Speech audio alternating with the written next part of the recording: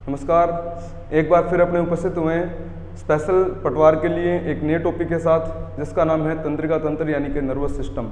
तो बिना कुछ देरी किए अपने स्टार्ट करते हैं तंत्रिका तंत्र के बारे में, यानी कि नर्वस सिस्टम के बारे में अध्ययन करना। जैसे अपने लोगों ने पढ़ा था कि जो ग्रंथियां हैं उनके अंदर किस प्रकार के इंपॉर्टेंट क्वेश्चन बनते हैं, उसी प्रकार से अपने तंत्रिका तंत्र जो टॉपिक है उसके ऊपर भी कुछ इंपॉर्टेंट क्वेश्चन जो है वो बन सकते हैं। ऐसा समझकर जो है मैं आप लोगों के लिए तंत्रिका तंत्र टॉपिक करवाने के लिए आया हूँ। थोड़ा ध्यान रखेंगे, ध्यानपूर्वक सुनेंगे तो उम्मीद है कि ये टॉपिक आपको अच्छे तरह से समझ में आ जाएगा।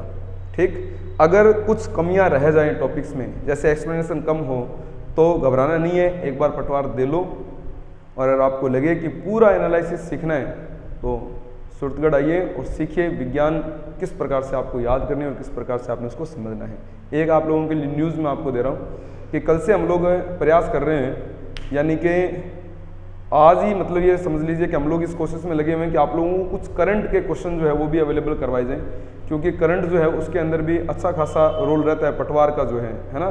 तो पटवार के एग्ज़ाम में करंट का बहुत बढ़िया एक एनवायरनमेंट है, इसलिए मेरा पूरा प्रयास रहेगा कि मैं जो है अपने साथी जो संजय जी हैं उनसे मैं बोलूँगा कि आप करंट जो है वो भी बच्चों के लिए अवेलेबल करवाएं। तो बढ़ चढ़ कर हिस्सा लीजिए, अच्छा पढ़िए और अपने वीडियोज़ को दुनिया तक पहुँचाइए कि अपने भी पहचाने जाएं कि हाँ ये लोग भी कुछ अच्छा कर रहे हैं पटवार के विद्यार्थियों के लिए भी। और आरएएस का विद्यार्थी भी अगर इन वीडियोज़ को देखता है तो निराशा हाथ नहीं लगेगी। अगर उनके भी एग्ज़ाम में यहाँ से क्वेश्चन उठेंगे तो निश्चित रूप से जो अपने बातें कर रहे हैं इन्हीं में से प्रश्न जो है आने वाले हैं। और करंट वाला भी मैं आपको दावा करता हूँ कि वहाँ से भी सर जो है अच्छे क्वेश्चन आप लोगों के लिए लेके आएंगे। और उम्मीद ये है कि करंट वाले क्वेश्चन अपने ऑनलाइन वीडियो वाले और एग्ज़ाम वाले अच्छे खासे मैच कर जाएंगे। ठीक, चलिए टॉपिक पे बात करते हैं। तंत्रिका तंत्र जो है वो 3 प्रकार का होता है, ठीक है ना, ध्यान रखना 3 प्रकार का होता है। एक होता है केंद्रीय तंत्रिका तंत्र, सेंट्रल नर्वस सिस्टम, यानी कि जिसको अपने बोलते हैं CNS। एक होता है परिधीय तंत्रिका तंत्र, यानी कि जिसको अपने बोलते हैं पेरिफेरल नर्वस सिस्टम, अर्थात जिसको अपने बोलते हैं PNS। एक होता है स्वायत्त तंत्रिका तंत्र, जिसको अपने बोलते हैं ऑटोनोमस नर्वस सिस्टम, यानी कि स्वायत्त तंत्रिका तंत्र, ठीक है ना। इसको अपने बोलते हैं ANS, इसको बोलते हैं PNS पेरिफेरल नर्वस सिस्टम, इसको अपने बोलते हैं CNS सेंट्रल नर्वस सिस्टम। और सेंट्रल नर्वस सिस्टम को मैं कितने भागों में बांटता हूँ, 2 भागों में। एक तो है मस्तिष्क, याद रखना साथियों, एक तो है मस्तिष्क और दूसरा है मेरुरज्जु। मस्तिष्क और मेरुरज्जु जो होता है इनको अपने बोलते हैं केंद्रीय तंत्रिका तंत्र।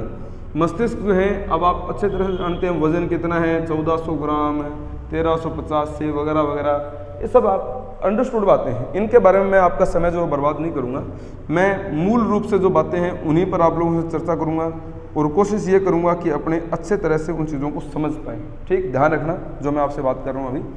सबसे पहले अग्र मस्तिष्क का नाम आता है, अग्र मस्तिष्क, ठीक है ना। अग्र मस्तिष्क में याद रखना कि जो पहला भाग आता है वो आता है प्रमस्तिष्क, और प्रमस्तिष्क को साथियों अपने बोलते हैं सेरिब्रम, याद रखना।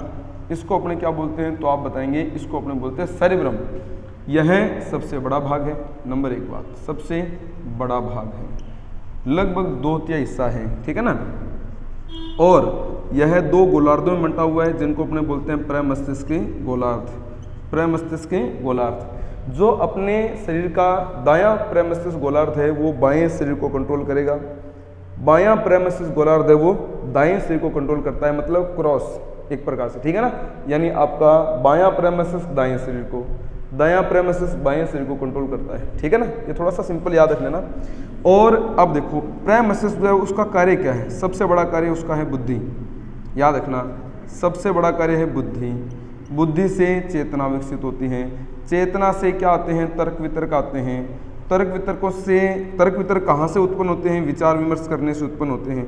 अगर आप विचार विमर्श कर पाते हैं, विचारशील हैं, तो ही आप जो हैं वो क्या कर पाएंगे, मतलब जो है तर्क वितर्क कर पाएंगे, ठीक है ना। तो विचार विमर्श करना, और विचार विमर्श जो है वो किससे होते हैं, मेमोरी से। अगर याददाश्त नहीं है तो आप कोई पुरानी बात है उस पर कैसे विचार रख सकते हैं, है ना। तो याददाश्त होना बहुत ज़्यादा ज़रूरी है। बुद्धि, चेतना, तर्क वितर्क, विचार विमर्श, मेमोरी, इन सभी का संबंध जो है वो सीधा सीधा किससे है, बोलो, प्रमस्तिष्क से है ना। याद रखना, किसी भी प्रकार की याददाश्त है, आपकी मेमोरी जो है, चेतना है, तर्क वितर्क करना है, सोचना है, तो सोचना समझना, तो सोचना और समझना जो काम है वो भी अपने आप में किसका काम होता है, तो आप याद रखेंगे प्रमस्तिष्क का काम होता है। और सोचे समझे कार्यों को आगे संपादित हमारे शरीर के अन्य अंगों के द्वारा करवाया जाता है अनुमस्तिष्क के माध्यम से, तो वो मैं आपको बता दूंगा। अभी आप लोगों ने ये समझ लेना है कि अगर मस्तिष्क जो है उसका पहला भाग जो है अगर मस्तिष्क का वो कौन सा है साथियों, तो याद रखना अगर मस्तिष्क का पहला भाग जो है, यहाँ पर मैं चलो वो एक बार लिख देता हूँ, मेरे जो वाला पॉइंट समझा दिया था मैंने। अगर मस्तिष्क का पहला भाग प्रमस्तिष्क है और दूसरा भाग जो होता है उसको बोलते हैं डाइनसेफेलॉन, और डाइनसेफेलॉन के दो पार्ट होते हैं, थैलेमस और हाइपोथैलेमस। तो एक तो मैं लिख के दे रहा हूँ आपको थैलेमस के बारे में। थैलेमस तो करता है ठंडा गर्म इनकी जानकारी देना, दर्द इनकी जानकारी देना आपको, ठीक है ना। और जो नंबर 3 पे जिसके बारे में अपने पढ़ा करते हैं हाइपोथैलेमस, जो मैंने आपको ग्रंथियों वाले टॉपिक में भी करवाया है कि हाइपोथैलेमस अंतःस्रावी ग्रंथि के रूप में हार्मोन भी निकालता है, ठीक है ना। तो हाइपोथैलेमस जो है वो करता है एक तो शरीर का तापमान नियमन, शरीर का तापमान का नियमन। तो एक तो ये क्वेश्चन जो है ना ये एग्जाम में आने लायक है साथियों, याद रखना, तापमान का नियमन करना कार्य नंबर 1 हाइपोथैलेमस के अंदर आपको पढ़ना होता है। नंबर 2 आप याद रखना भूख और प्यास, भूख व प्यास के केंद्र। तो याद रखना भूख व प्यास के केंद्र जो है वो किसके पास होते हैं, हाइपोथैलेमस के पास होते हैं। और एक साथियों याद रखना कि भूख प्यास खाना खाने के बाद में अपने क्या होती हैं, तृप्ति हो जाती है। तो तृप्ति के केंद्र संतुष्टि सेटिस्फैक्टरी पॉइंट्स जो है वो भी काम पर है आपके हाइपोथैलेमस में। तो साथियों याद रखना मस्तिष्क में एक तो प्रमस्तिष्क सबसे बड़ा भाग 2/3 है ना, प्रमस्तिष्क गोलार्ध, बुद्धि चेतना तर्क वितर्क विचार विमर्श मेमोरी सोचना समझना, थैलेमस ठंडा गर्म, हाइपोथैलेमस शरीर का तापमान, भूख प्यास और सेटिस्फैक्टरी पॉइंट, ये किसके पास है, हाइपोथैलेमस के पास है। तो आपके मस्तिष्क का अगर मस्तिष्क भाग जो है हमने कर दिया, समझ लीजिए, ठीक है ना। अब अपने पास आता है मध्य मस्तिष्क। तो मध्य मस्तिष्क जो है उसको थोड़ा याद रखना।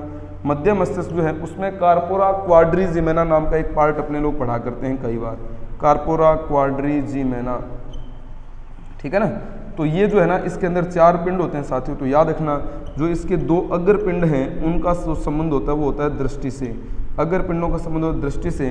और जो इसके 2 पश्च पिंड होते हैं तो याद रखना पश्च पिंडों का संबंध जो होता है वो होता है अपने श्रवण तंत्र से, यानी कि हेयरिंग सिस्टम से। तो पश्च पिंड सुनने का काम करते हैं, अग्र पिंड देखने का काम करते हैं। किसके पार्ट है, कार्पोरा क्वाड्रिजिमेना के कहाँ पाए जाते हैं, मध्य मस्तिष्क में, ठीक है ना।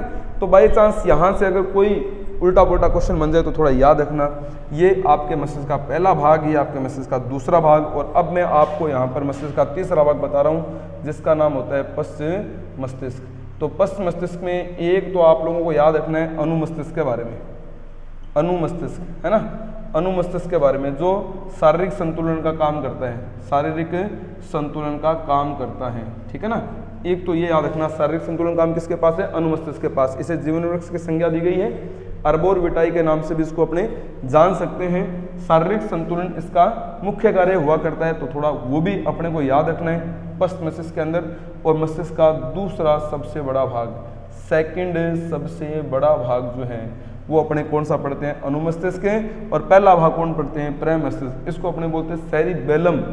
जो अनुमस्तिष्क होता है उसको अपने बोलते हैं सेरिबेलम, ये भी मैं आपको बता रहा हूँ, ध्यान रखना। और इसके बाद में पश्च मस्तिष्क के अंदर एक तो ये अनुमस्तिष्क आ गया, एक आ जाता है मेडुला। मेडुला जो है वो काम करता है अनिच्छिक क्रियाओं का कंट्रोल करना, याद रखना। अनिच्छिक क्रियाएं जो होती हैं उन अनिच्छिक क्रियाओं का नियंत्रण करना, अनिच्छिक क्रियाओं का कंट्रोल करना किसके पास है, मेडुला के पास काम होता है। और इसके अंदर जो एग्जाम्पल है मैं आपको बता देता हूँ, जैसे हृदय की धड़कन, ठीक है ना, हृदय की धड़कन। ये महिला सुपरवाइजर जो एग्ज़ाम था उसके एग्ज़ाम में क्वेश्चन आ रखा है 2015-16 के अंदर, इंपॉर्टेंट क्वेश्चन है धड़कन वाला, है ना। एक याद रखना श्वसन, श्वसन। एक याद रखना पाचन, पाचन, है ना। एक याद रखना वमन, वमन करना, है ना, उल्टी कर देना मतलब। तो ये सारे अनिच्छिक क्रियाएं हैं और इन अनिच्छिक क्रियाओं का नियंत्रण किसके पास होता है, मेडुला ऑब्लोंगेटा के पास होता है, जो आगे चलकर रीढ़ की हड्डी का निर्माण कर देता है। तो यह भी आपके पश्च मस्तिष्क के अंदर आने वाला एक अच्छा क्वेश्चन है।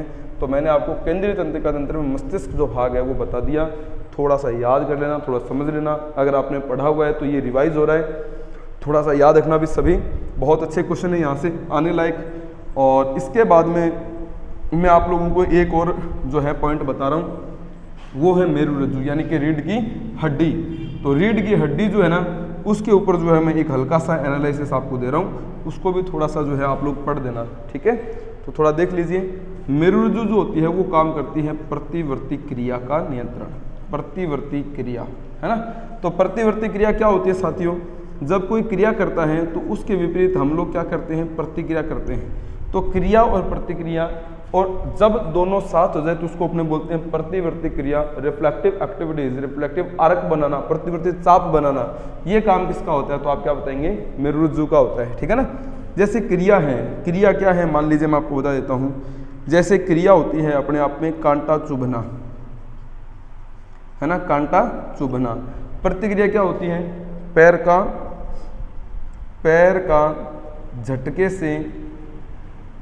झटके से ऊपर उठना, है ना, पैर का झटके से ऊपर उठना, ये क्या है, प्रतिक्रिया। और ये अपने आप में किसका स्टेप बन जाएगा, प्रतिवर्ती क्रिया का, है ना। और जैसे गर्म वस्तु छूना और छूते ही हाथ का छटकना, है ना। गर्म वस्तु छूते अपने हाथ वहां से छटक जाता है, अपने हटाते नहीं है, अपने आप ही हट जाता है। तो उसका कंट्रोल किसके पास है, तो आप बताएंगे प्रतिवर्ती क्रिया, है ना। और इनका कंट्रोल किसके पास है, तो क्या बताएंगे, मेरुरज्जु के पास होता है। ऐसे बहुत से काम हैं जिनमें पहले क्रिया होती है और हाथों हाथ बिना किसी चाहे के, हम चाहते भी नहीं है उसके बावजूद भी प्रतिक्रिया हो जाती है। और जब कोई क्रिया के ऑपोजिट बिना चाहे अनचाही प्रतिक्रिया हो जाए, यानी कि एक प्रकार से अनिच्छी क्रिया ही है, तो उसको अपने बोलते हैं प्रतिवर्ती क्रिया। और इसका नियंत्रण किसके पास होता है, मेरुरज्जु के पास होता है, स्पाइनल कॉर्ड के पास होता है। तो साथियों एक ये भी मैंने आपको बता दिया, इंपॉर्टेंट था, एग्जाम में आने लायक था, तो इसके बारे में भी आप लोगों ने याद रखना है। परिधीय तंत्रिका तंत्र यह केंद्रीय से विकसित तंत्रिका तंत्र हुआ करता है, इंपॉर्टेंट नहीं है ज़्यादा, ठीक है ना। इसमें दो भाग बनते हैं, एक तो बनती है कपाल तंत्रिकाएं, क्योंकि केंद्र से विकसित है, मस्तिष्क से निकलने वाली कपाल तंत्रिकाएं, और मेरुरज्जु से निकलने वाली कौन होती है, मेरु तंत्रिकाएं। 12 जोड़ी और 31 जोड़ी, कोई पूछता नहीं है, चिंता मत करना।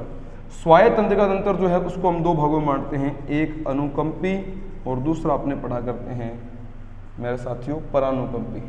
अनुकंपी किसका भाग है, स्वायत्त का। परानुकंपी किसका भाग है, स्वायत्त का। इंटरेस्टिंग बात यह है कि यह 2017 के सेकंड ग्रेड में आया हुआ क्वेश्चन है और मात्र 10वीं क्लास का प्रश्न है, ठीक है ना। याद रखना, ये प्रश्न नोट कर लेना, देख लेना, भले एग्जाम्स में इसी प्रकार के क्वेश्चन पूछ लेते हैं कई बार, क्योंकि हम लोग क्या मस्तिष्क पढ़ के छोड़ देते हैं, है ना, यहाँ तक आते नहीं है। तो ये याद रखना होता है कि जो अनुकंपी है उसका काम क्या है, स्वायत्त, सॉरी अनुकंपी किसका भाग है, स्वायत्त का, और परानुकंपी किसका भाग है, मतलब वो भी स्वायत्त का है। तो अनुकंपी जो है वो तब काम करता है जब परिस्थितियां कैसी हो, संकटकालीन। तो संकटकालीन परिस्थितियों में कौन सा, संकटकालीन परिस्थितियों में मस्तिष्क का या तंत्रिका तंत्र का कौन सा हिस्सा काम करता है, अनुकंपी। और आनंद या सामान्य परिस्थिति की जब बात करते हैं तो कौन सा भाग काम करता है, तो आप क्या बताएंगे, परानुकंपी भाग काम करता है। अब संकटकालीन परिस्थिति, जैसे मान लीजिए किसी जगह पर कोई आपके साथ झगड़ा कर रहा हो, है ना, या आप कोई गलत एक्टिविटी कर रहे हो। जैसे कुछ बच्चे जो हैं, मैं अक्सर एग्जांपल दिया करता हूँ क्लासेस में, कि कुछ बच्चे जो छोटे बच्चे होते हैं वो स्कूल में होमवर्क करके नहीं ले जाते, या कुछ उल्टी पुल्टी एक्टिविटी कर देते हैं, या मान लीजिए कुछ बच्चे जो है वो आदतें होती है छुप छुप के बीड़ी सिगरेट पीने की। तो उस वक्त अगर आपके घर वाला कोई, या आपका टीचर, या आपका क्लास टीचर, और या फिर आपके शारीरिक शिक्षक पीटीआई महोदय, अगर वो आ जाएं तो आपके साथ क्या होगा, है ना, वो जो होगा उस वक्त वो सारा यहाँ पर फिट कर दो आप। और जैसे आपको मुक्त कर दिया जाएगा, छोड़ दिया जाएगा, माफ कर दिया जाएगा, तो आप जो रिलैक्स आते हैं ना, रिलैक्स हो जाते हैं, तो वो उसको यहाँ पर फिट कर दो आप, ठीक है ना। तो मान लीजिए आप सिगरेट बीड़ी पी रहे हैं और सर आ गए, है ना, तो आपका क्या होगा, देखो हृदय की धड़कन बढ़ जाएगी, अनुकंपी, याद रखो। लार ग्रंथियां, मुंह सूख जाएगा, लार ग्रंथियां निष्क्रिय है, पसीना आएगा, श्वेत ग्रंथियां सक्रिय है, रोंगटे खड़े हो जाएंगे, आंखें बड़ी हो जाएंगी, है ना। तो ये सारे काम जो किसके पास आ जाएंगे, अनुकंपी के पास। उनको सबको यहाँ फिट कर दो आप, ठीक है ना। और जैसे ही वो आपको मुक्त कर देते हैं, भी चल आज मैंने तेरे को माफ कर दिया, तो वो सारा किस में चला जाएगा, परानुकंपी में चला जाएगा, ठीक है ना। मूत्र वाहिनियां शिथिल हो जाती हैं, ज़्यादा डांटने पर कुछ बच्चों का यूरिन तक निकल जाता है, तो मूत्र वाहिनियां शिथिल हो जाती हैं। तो शिथिलन जो है मूत्र वाहिनियों के अंदर, ये किसके माध्यम से होता है, अनुकंपी के माध्यम से हुआ करता है, ठीक है ना। तो मुझे लगता है कि तंत्रिका तंत्र की जो बड़ी बड़ी बात है ना, जो बड़ी बड़ी बात है वो भी आप लोगों तक मैंने अवेलेबल करवा दी होंगी। और अब इसके बाद में नए टॉपिक के साथ मैं आपसे दोबारा मुलाकात करूँगा और मैं कोशिश ये करूँगा कि आप लोगों को कम समय में पूरा टॉपिक जो है वो मैं इंपॉर्टेंट क्वेश्चन के साथ अवेलेबल करवा सकूँ। आप तो बस एक काम करें कि अधिक से अधिक वीडियो को शेयर करें और इसी प्रकार से अपना स्नेह और साथ सहयोग जो है वो बनाए रखें और सब्सक्राइब करते रहें चैनल को और अपने साथियों तक जो है शेयर करते रहें, वीडियोस बढ़ाते रहें और पटवार के विद्यार्थियों तक और आरएस के विद्यार्थियों तक जो है हमारे हर हाल में जो है वीडियो अपना पहुँच ही जाना चाहिए। बहुत बहुत धन्यवाद आप सबका। ऑल द बेस्ट आप सबके लिए।